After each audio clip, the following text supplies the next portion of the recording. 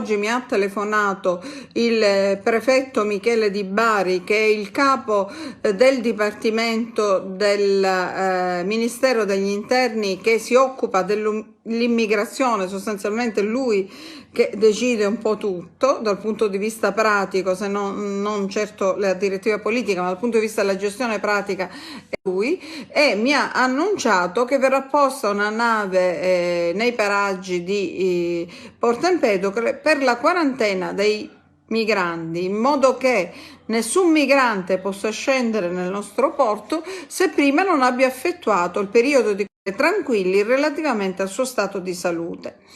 che darà molta tranquillità alla nostra cittadina, ma anche agli altri paesi della provincia di Agrigento. La Moby Zazza dell'armatore onorato, con circa 300 posti, è la seconda nave individuata dal prefetto Michele Di Bari, soggetto attuatore per l'emergenza migranti in Italia,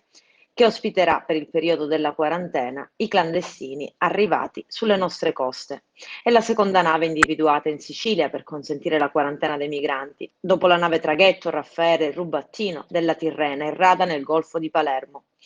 Questa sosterrà il Rada a Porto Empedocle. L'arrivo della Moby Zazza è una notizia molto importante, soprattutto con l'approssimarsi della bella stagione, che porterà indubbiamente ad una intensificazione degli sbarchi, considerando che le strutture non hanno gli spazi giusti e i requisiti di sicurezza idonei a fronteggiare l'emergenza immigrazione ai tempi del coronavirus.